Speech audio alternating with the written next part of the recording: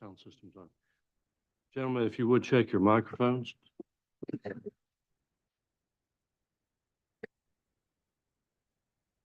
All right, I have 6:30. Time to call a meeting to order. We can do so now. I'd like to do roll call and confirmation of the quorum. James Stockard, Here. Jerome Bias. John Wooten, here. Chairman Dean Ward.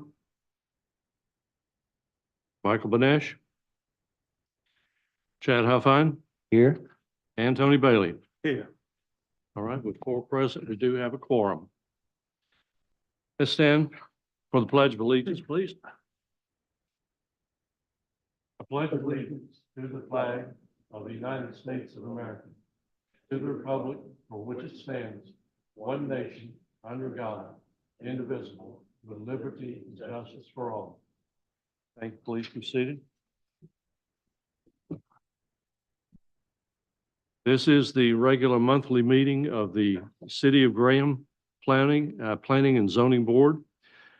General rules are, there is an agenda on the screen in front of you. We have one item of new business tonight, and if you are here to comment on that new business item, you'll be given a chance for the public during the public hearing. There's also a time at the very end where we have public comment for non-agenda items. If you so desire, you can comment at that time on non-agenda items. All right, next item is the approval of the April 16th, 2024 meeting minutes. Mr. Chairman, I would recommend a couple changes. Chair or recognizes additions. Mr. Stockard. Number 7 probably should show a motion second and a recorded vote of the approval there at the end. And number 10, a name correction. John is my grandson, so at 2.5, I don't think he's eligible to vote yet. So change that to James Stockard. Oh, okay.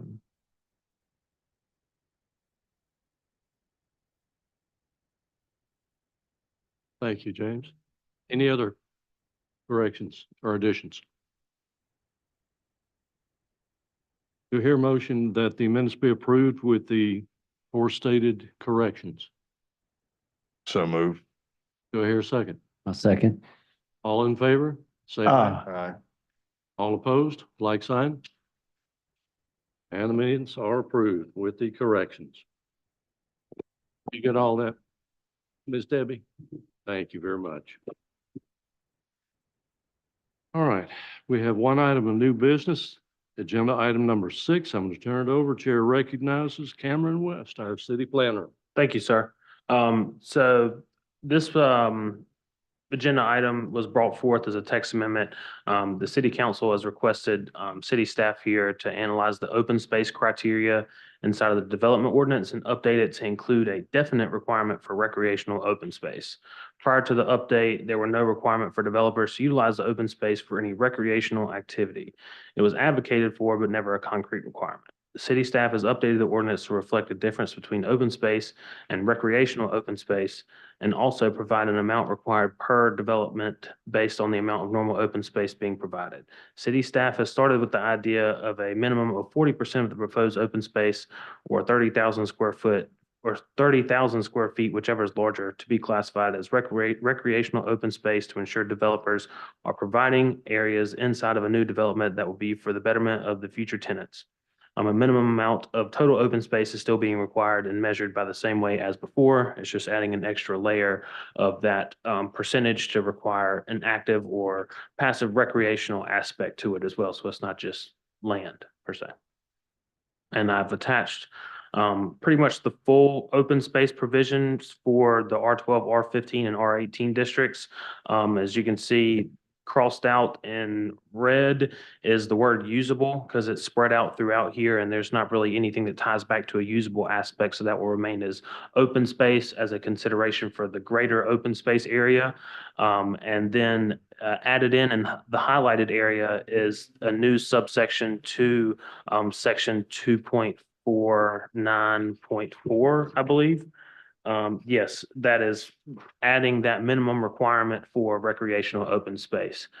So at this time, I'm happy to answer any questions, and if y'all have any discussion points as to kind of how this may be tweaked or put to a different criteria or standard, I'd be more than happy to talk about that as well. So All right, seeing that we have no one in the audience this evening, I'm going to go ahead and forego the public hearing at this point, although And- it looks like we may have someone. No, I'm sorry. And Mr. Wooten, this isn't a public hearing item either, so this is just, I guess, that first read of the updated ordinance. So Thank you. it wouldn't be, yes, sir. Do we have any questions, gentlemen?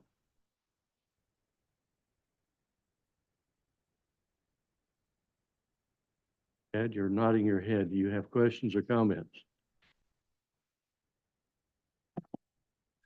Yes, sir. I do have several comments and items that we can discuss. Okay, I'm go ahead. preparing to organize my thoughts real quick. And a lot of these are questions, Cameron, Yes, sir. and maybe just an informal question and answer back and forth. Of course. Well, he's doing that just by annual retentiveness under that summary. He utilized this line that says utilize the open space for any recreational activity Where's that at? in the summary.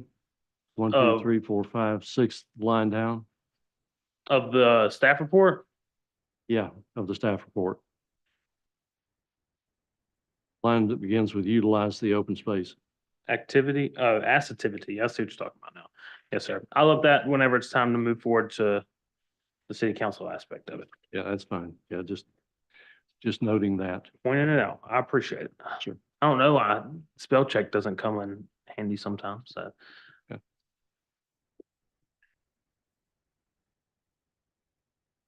Go ahead. Cameron, can I just ask for a little bit of clarification? You can. On page of our agenda packet, the page with the tabulation section 10.249.4 open space standards. Item A, it begins any of the single-family residential zoning districts indicated below. About halfway of the page. Yes, sir. Okay, in that table zone, R18, 15, and 12 appear in that column. In the next column is open space minimum square feet. And your intent is for us to take that as, that is the reduction, that is the size of the lot resulting once you decide you're gonna do an open space neighborhood. For instance, the R18 reduces from 18,000 square feet to the resulting 16,000 square feet in that next column. Yes, sir. So- Okay. So then it goes on to say 13,000 square feet for the R15, and R12 would be 10,000.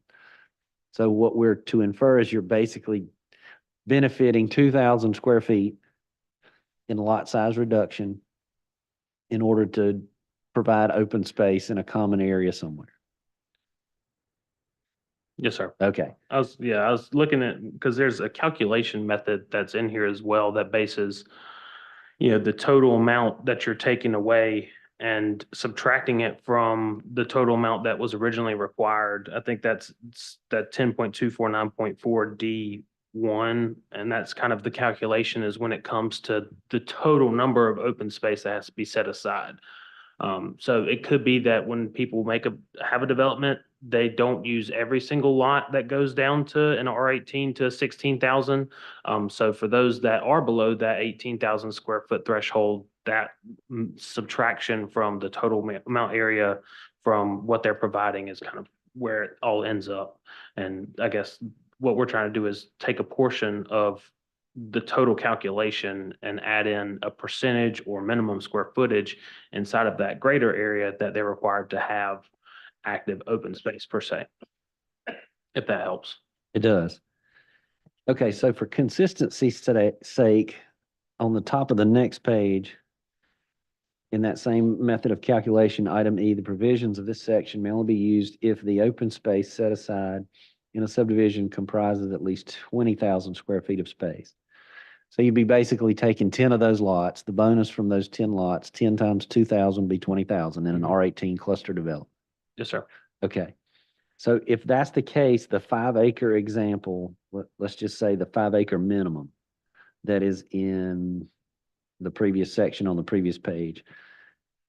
This kicks in after the parent tract exceeds 5 acres. Yeah, as a total. So As if a you total. have a 5 acre lot and you're wanting to develop that 5 acre lot, that's when you have to provide at least that 20%, or not 20%, but 20,000, I guess it is. So, yes, sir. Okay, so if you do the math, the 5 acre example, a cluster development would allow for 13.6 lots in an R18 zoning. Straight zoning would net 12.1 lots. So that would mean that the bonus or the wash, whatever the difference between the two, is 1.5 lots. This is just specific to an R18 example. Mhm. But it would take 1.88 lots to meet the open space requirement as suggested with the 30,000 and 40% minimums. Okay.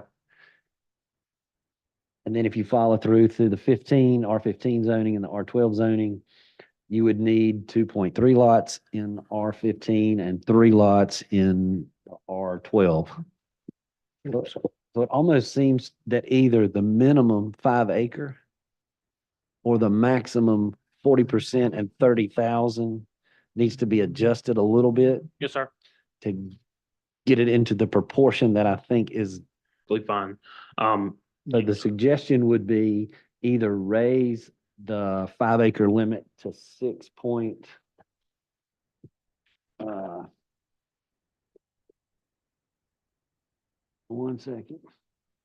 6 acres. Either raise that 5 acre limit to 6 acres Mhm.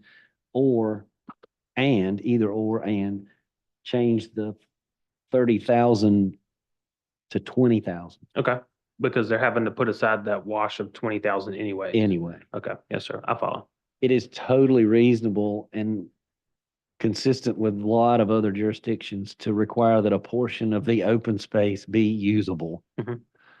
And after understanding where the city council members are coming from and the desire to have usable open space, then it makes sense. And to encourage that, I support. Yes, sir. It has to be mathematically feasible, otherwise it'll never happen. Yes, sir. I'm with you 100%. So I would start with a couple of suggestions that the 30,000 be reduced to 20. Okay. And that those be, when you talk about whichever is greater. Mhm. You had a 100 acre subdivision and 40% of that is open space. Yep. And a certain percentage of that open space has to be active recreational open space. Man, you're building a 20 acre complex. Mhm. And that's, no one's going to really be able to do that. Okay. So I'm worried about using whichever is greater. Okay, so you, I think you want to choose something that's usable. 20,000 square feet is half an acre, give or take. And that's a lot. Mhm. That's a lot of area. A third of an acre. And it's beneficial, to be able to use, that's a good place to play soccer, pick up soccer, frisbee, or when it's leveled and nice. If you're using that as a play field, that's a good size. Okay. And it's proportionate to the size of the neighborhood that it's going to be included in. I think that might be a good place to start. That would be topic number one. okay. Topic number two is when you're trying to define what is actually the area that is occupied by the recreational open space, it opens up a whole new opportunity or difficulty in accounting for that area. Mhm. Let's take, for example, a swing set that has 8 swings or 10 swings. How big is that area? You'd have to, I guess, draw a rectangle around where that's at, where the posts lie, and then go from there and square foot that off. And then, It'd be and the then same how- like, oh, sorry. and then how valuable is that 10 or 8 or 10 swings versus a 4-foot wide walking trail that goes along the creek somewhere? Where that 4-foot wide walking trail may be 1,000 feet long. So now you have 4,000 square feet of actually usable recreational area. But what is the benefit? What is the usefulness to the, compared to the swing set? So it's really a difficult way to, or you're going to have a challenge in defining what the actual area is. Okay. The third topic is the amount of width. I think later in this section, it was a minimum width of the open space, and that how can it had to be a certain, like 80 feet wide, or the contiguous with at least 80 feet in one dimension. I forget where that was. When you have a long linear trail functioning as part of your open space, that trail may only be allowable in an area that's hand cut 4 feet wide. But it is very useful because you can walk on it, and it is active recreation. So when you minimize the impact to the environment, say in the stream buffer, to put in a hand cut walking trail with intention of creating an active recreational use, you still can't meet the ordinance because the ordinance requires it to be a certain width. Where's the width? Is that inside this ordinance as well? So in, at least the way I read it, further down in section 10.249.4, item C, open space minimum lot width. Yes, sir. Now, is that the open space lot, or is that the clustered lot? That's the cluster lot. So it's kind of that same give So it's a and take. bonus in reduction. Yes, sir. So I see. whereas R18, you're required to have 100 feet of minimum lot width, that reduces it down to 80. So I you're see. getting that density down also with that minimum lot size. Okay, so I read it completely wrong. It's okay. No worries at all. I think everything that you're saying is definitely very beneficial. And, like I mentioned prior to the meeting as well, I think the intent of this was to get the ball rolling and have some discussion regarding this. Because it's something that is definitely necessary, and it's hard to kind of grasp as to what would best fit, I guess, without getting a little bit of help from you all and even the members of city council. If the recommendation was to move forward with whatever you all kind of present, and kind of allude to them what all this means as well and how it affects the ordinance. So I'm definitely thankful for the back and forth discussion with you, Mr. Huffine, as well. So is there another item that you had as well? I really want to focus on the illustration of the percentage. Yes, sir, for sure. It gets out of hand in the extremes. So for a very small neighborhood, it saddles the neighborhood with a disproportionately large recreational burden. For a very large neighborhood, the 40% of the open space Yep. could be an enormous number. So do you think dropping the percentage down would be beneficial? Because I mean, it's go- also taken because they're gonna have to give as much as it's weird, I guess, when you're kind of trying to layer these on top of each other as well, because they're already gonna have to give, whatever they're taking away to build this open space subdivision. So they're gonna have this open space set aside, and that percentage is what is left over inside of that open space. So if you think 40% is too much based off of a development that has to, say, 200 home R18 development where they're taking 2,000 square feet per lot, and you take that and subtract it by the total land area out there, I don't know exactly what you get. I couldn't do it on the spot, but Well, let's use that example. and because that, maybe we can get a good idea of what a good percentage may be. Like I said, we thought 40% was a decent number to start at least. I know it can get a little extreme, especially when you add in that whichever is greater. But I guess looking at it from that standpoint, that's why we kind of bring it in front of you all for feedback and suggestion. All right, while you're doing the math, let me ask just a point of clarification about this.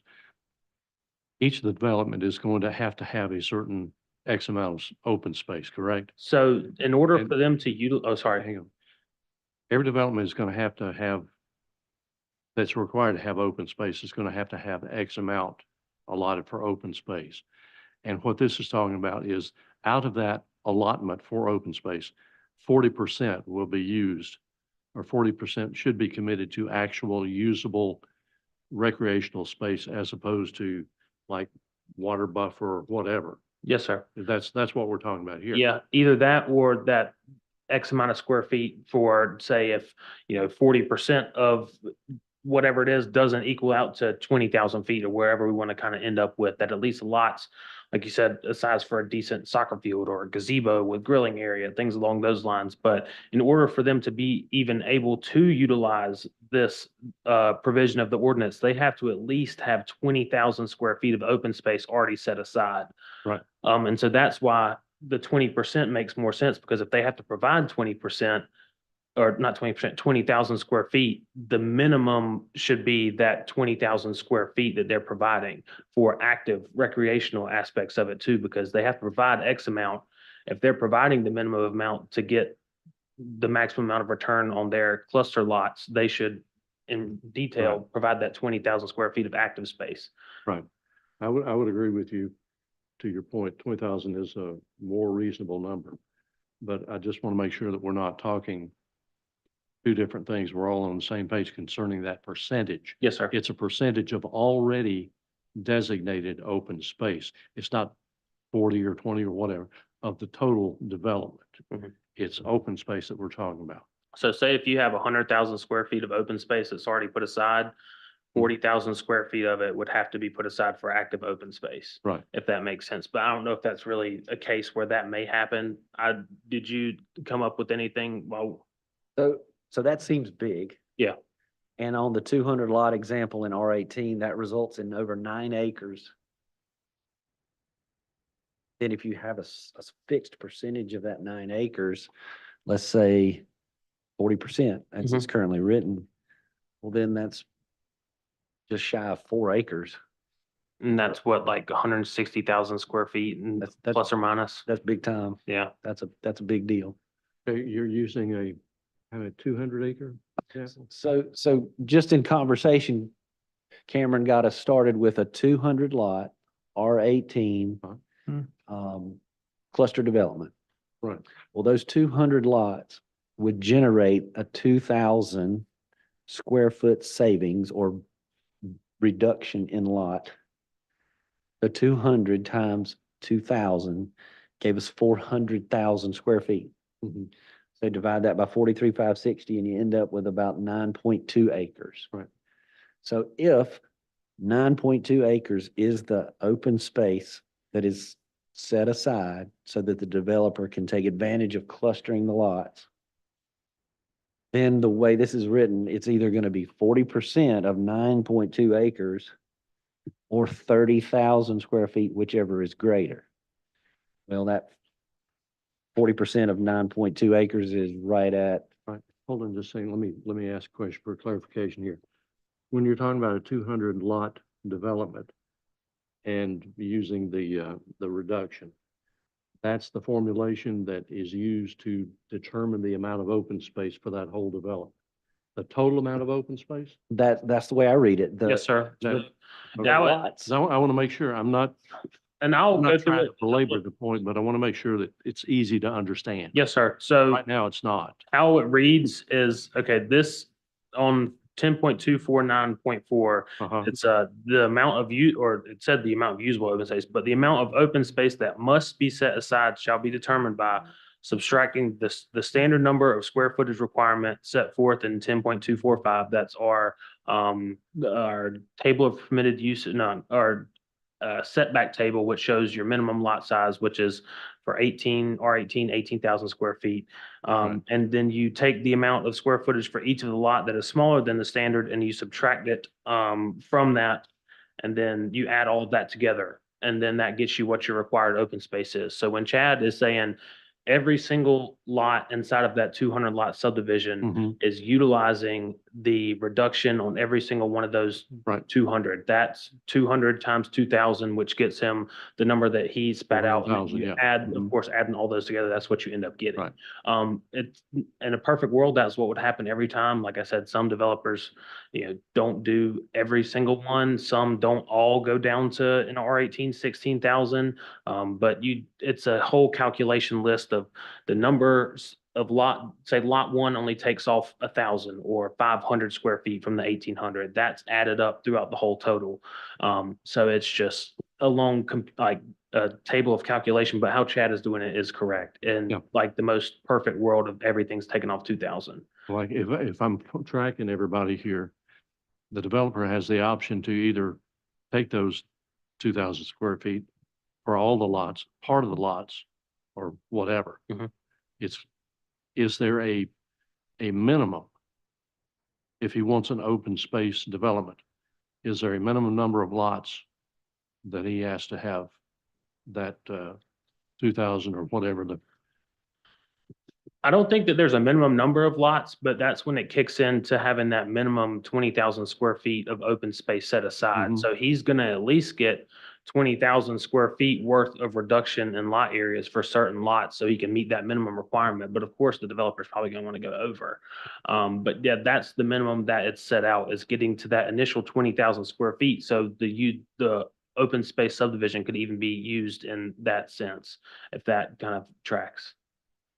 So there's not a minimum number of lots that they have to reduce down to, like, say, out of the 200, they have to do a minimum of 150 to get the open space Mhm. requirement. It's just, the minimum will be them getting enough doing, if they have a reduction of 200 and they need to get that 20,000, then what's that? 10,000, or I don't know, the 100 lots that they have to do? 10 lots. 10 10 lots, lots. excuse me. Yeah. So, that would be the minimum. They'd have to at least do 10 lots in that cluster subdivision in order to utilize the open space criteria, but they could always go above that, and they more than likely would. okay, so that 20,000 square feet would be total amount of open space. Mhm. Okay, but the way I read this, it would be 40% or 30,000, whichever is greater. So that's when Chad brought the change up to Uh-huh. change the 30,000 to 20,000. So 20,000. if they're using that 20,000 minimum now, all of that 20,000 now has to be active open space. Has to be active open Yes, sir. space. It cannot be Land, a mix. yep. It's got to be actual usable space. I guess what I'm getting to, the point I'm trying to make is that it can be very confusing. The Mhm. way it's written here, it's confusing to me, just from layman's.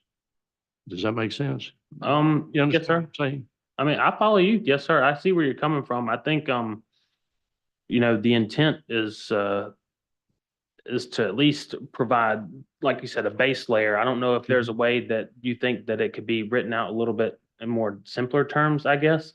But I guess there has to be That's some. the rub, yeah. I don't know if there's another way without having like this either minimum and then a calculation that, kind of goes from there, because there needs to be either it's that minimum 20,000 square feet of space or a 10% dead stop or whatever it may be, or 20%. So, I mean, you at least reduce down the number that you're requiring. So you're not having to do, 4.5 acres worth of open space that's active. But there's still an amount that's larger. So that development over there doesn't have to do a minimum amount of 20,000 square feet. Because that's what it would be. It's like whichever is larger. So you have the 20,000, but if you do 10,000 or 10% or 20% of the 9 acres that's out there, then, you got, I don't know what the calculation may be, but that's kind of the whole intent behind it. That make any sense, what I'm saying? Yes. I'm sorry. So I interrupted you. Go ahead. And I think to restate what you're saying, we're not discussing the open space requirement. We're discussing how much of the open space requirement will be usable recreation by the city's definition, recreational open space. Correct. Yes, sir. And just mathematically, the 20,000 number works with what the ordinance already asks. But it requires that all of that minimum be usable 100%. open space. Not 40%, 20, 30. It's. you go Because that is the 100%. minimum. And as you grow, as the number of cluster lots and the open space increase proportionally, the amount of recreational or usable, whatever the definition is, open space reduces proportionally. So the intent of this initiative is likely to create a useful, meaningful recreational area. Mhm. If the city is willing to relax its lot size, the city is asking the developer to provide some trade-off, a useful amenity that gives the residents a place to actually do something. Right. So the smaller the cluster development, it's going to be burdened with a disproportionately larger recreational use because it just takes a certain amount of land to place, pick up soccer or frisbee on. What I don't want to see happen is that 200 lot example all of a sudden provide mathematically 3.67 acres minimum of the recreational active open space. And that's based off the current 40%. That's the 40%. So would you think that, I mean, even reducing that 40% down to something a little bit more lenient per se, I mean, 20%, 10%, just thinking on that front, or just take the minimum away and just give a specific percentage. I just see those small developments that are using open space, if you only require them to have what's 10% of 20,000, because that's the minimum open space. So, that's the only amount of open space so there needs to be a minimum square footage at least, and then a percentage for the bigger developments that you have. So maybe 40% was a little bit too big of a reach on my end. But we can definitely discuss that percentage wise if you feel like that's where the holdup's at. Let's just look at the Let me ask examples. you this, Chad. Yes, sir. As you mentioned just a moment ago, you're talking about 200 unit development. That's using the assumption that all of the lots are going to be reduced 2,000 square feet. Correct. And did I understand you correctly to say that it's not necessarily the case that all would be reduced? Well, I mean, you have to definitely look at it at its, I don't want to say worst case scenario, but the greatest capability of what could go out Right. there. So, I mean, I think Mr. Huffines correct in kind of pointing it out like that, because that is the max that they could Right. actually. What he eventually ask for. what he is describing is basically a, well, for lack of a better term, worst case scenario. Yeah. Right. How else to put it. To illustrate the math part, you have to start somewhere. Right. So we'll just Right. assume that in a 200 lot cluster lot subdivision, that we've taken advantage of the city's bonus, and we're making all of our R18 lots 16,000 square feet. And if you start from that assumption, then you can go through the math and find out what these percentages seem more proportional. So if you use the 40%, that would be 3.67 acres inside somewhere of that 200 lot neighborhood. If you use 30%, that would be 2.75 acres. If you used 20%, it would be 1.8 acres. If you used 10%. Again, you're talking about total, all that total would be usable recreation space. Right, every number that I'm calling out would be the recreational space that you would actually go play on or have swings or walking trail or something. Oh. And then finally, a 10% would result in about 0.9 acres, so just about 40,000 square feet. So a 40,000 square foot play area is, I mean, that's an acre lot. And that's a good size park. Yeah. I I just look at it on the scheme of, as well, of you have 216,000 square foot lots out there. I mean, that's a relatively large development. That's right. And it doesn't necessarily all have to be in one specific area Okay. as well. So they'd probably pick and poke, take a Mhm. 16,000 acre lot, combine them, 32,000, throw it here, throw it there. So I mean, it's intent to spread across. So, you know, in a larger development like that, all people inside of there have access to different types of amenities, whether it be 2 playgrounds, 2 gazebo sections, grilling areas. But, you know, I can completely understand that 40% might have been a little bit of an overkill because I mean, it is a lot when you look at the grand scheme of things. If you're having to provide, what is it, 3.5 acres worth of active open space when you have 9,000 square feet or 9 acres of open space already. But, you know, I think maybe, like I said, the 40% was a little overkill. So like, I think I didn't mean to cut you off, Chad, either. But that's just kind of a viewpoint of it as well. As like, we're not saying this specific area has to be Contiguous. 140,000 square feet worth of active open space. So I'll stop there. I think the idea that the motivation behind the text amendment is worthy. Yes, sir. Because we've seen enough developments come through here that had very little recreational space, a lot of open space, but it was wasted space, unusable space.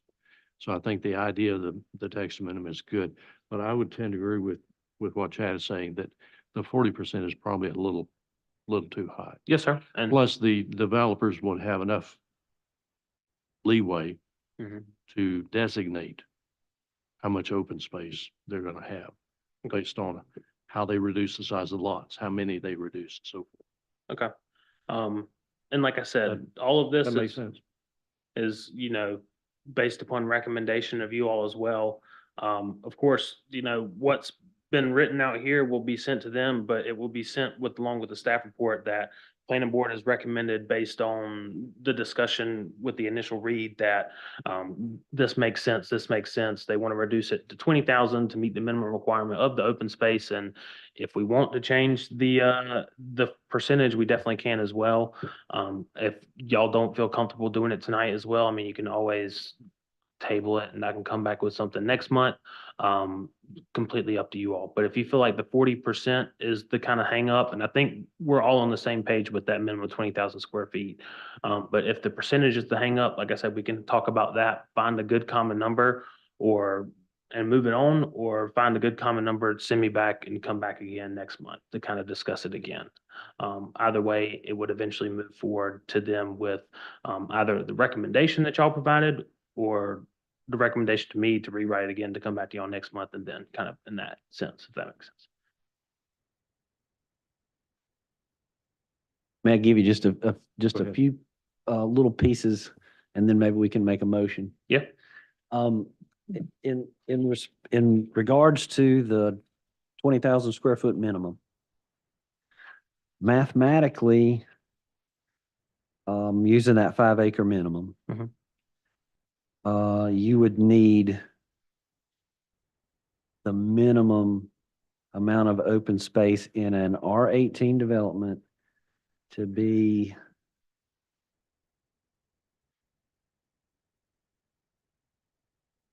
81,000 square feet. That's on the 5 acre example. And that just seems like a lot.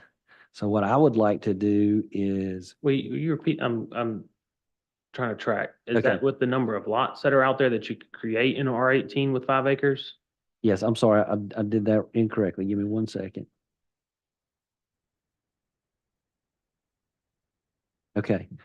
So in the 5 acre example, the way it's currently written, you would need 33,750 square feet of open space if you took advantage of the clustering Okay.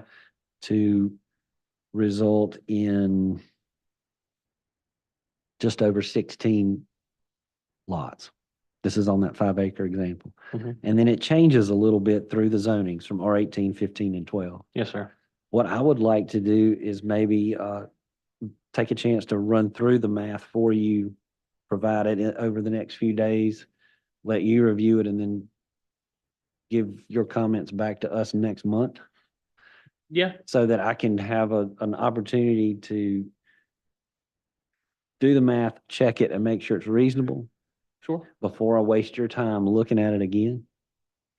And then you could go over to make sure that it agrees in principle and in spirit as to what you took away from the council's desire.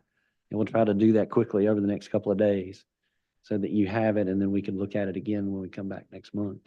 So is the issue, I guess, with the 5 acre minimum? I mean, because at some point, I guess it's on the developer to weigh their options as whether or not that's something feasible for them or not.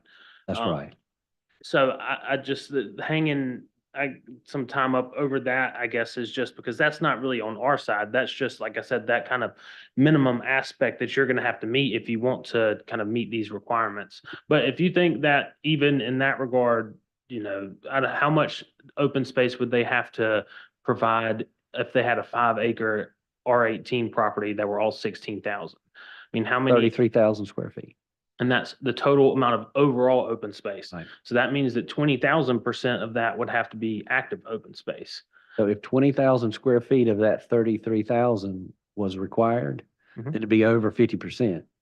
So what I'd like to do is give you those minimums, not necessarily the 20,000, but the 40% of the 33,750 and so on through those 3 zoning districts.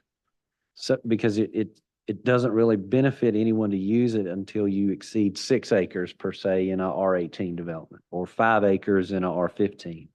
It is a benefit in the R12 when you exceed 4.25 acres. So there's a little bit of a scale that needs to be looked at before you set that 20,000 minimum. So you're saying we're gonna put a minimum on each, the R18, the R15 and the R12?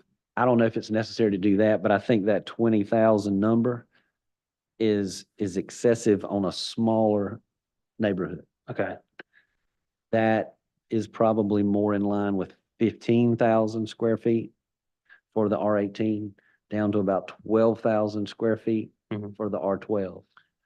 So it's a proportional amount. After that, you're looking at that 10 to 20% range as the gross land area approaches that 100 or 200 or 300 lot threshold. yeah. I think it's a better way to give you what the council is asking you to do. So what you're wanting to establish a more reasonable minimum Yes, I think so. at this point. I think you're going to have a Irregardless of disproportionate. irregardless of the percentage.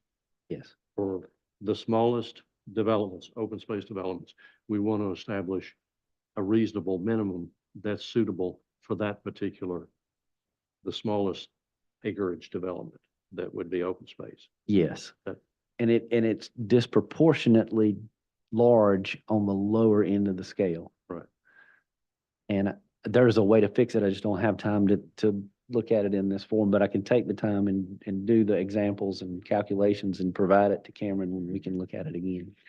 Yeah, I mean, if that is what the planning board wants, then I mean, we can definitely go that route. That's about all that I can say or allude to it. I mean, I don't even know if dropping minimum from 20,000 to, or from 30,000 down to 20,000 to even less than that. I just, at some point,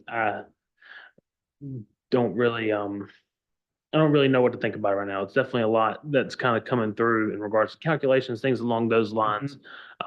So, I mean, if you feel comfortable enough that you all want to reconvene next month and get a little bit more, I just, I don't know if the intent was to, I guess, kind of go through and set minimums for each specific category where there's, you have to have 20,000 to even start this process to begin with. So the developer is aware that we have to at least give up that amount of space to take this area away. And even in that regard, they still probably go over that if they're wanting to take use of all the reductions on the R18 part if they want to. So I mean, as we mentioned, you take 200 away, that's 10 lots. That's going to get you that 20,000 square feet. So a 10 lot R18 subdivision, I don't know how great that is, but but if you feel comfortable, we can definitely reconvene. If you want to table this till next month for Mr. Huffine to get some time to do the math on it, then we can definitely do that. But I just, What I'd like to right now do is open it up to James and to Tony for any comments you guys might have. Mr. Bailey? Well, I thought originally we were going, a minimum of 5 acres. I thought we are gonna move that to 6 acres there. I thought that was, he had the two suggestions. That was either That we was one of them. increase it to 6, Right. or we change it to 20,000 square feet, or whichever one it was, or reduce the percentage of the active open space aspect of it. So, Oh, okay. but I mean, then again, that's definitely something that you could take a look at as well. On Mr. Huff, I might find in his calculations that it may make sense for us to start it. At At 6 6, versus 5. but, That was his and- first record. And then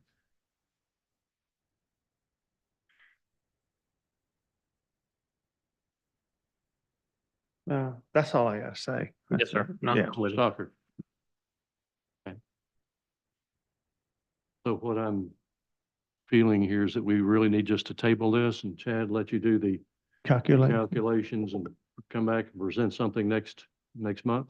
I'd be glad to. And I think the same thing that Cameron is saying, how we feel comfortable. I personally don't feel comfortable making a motion for anything that I haven't fully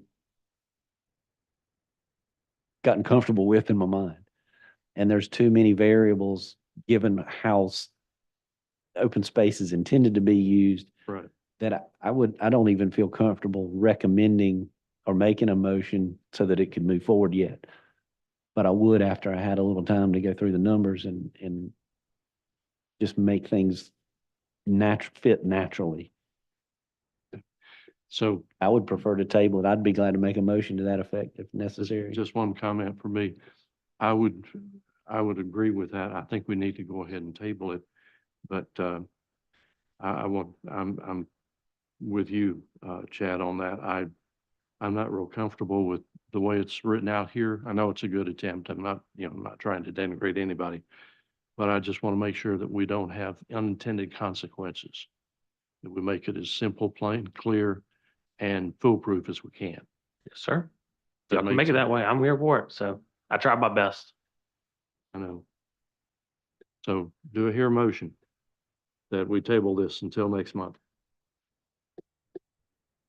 Or is that proper? You can ask for it or you can make it. Mr. Wooten, I'd like to make a motion that we table this topic for the month and give us a chance to revisit it after we discuss with staff some of the particular nuances that have come to light tonight. Do I hear a second? I'll second. All right, motion's been made and seconded. Do I hear all in favor? Please say aye. Aye. All opposed? And the motion passes.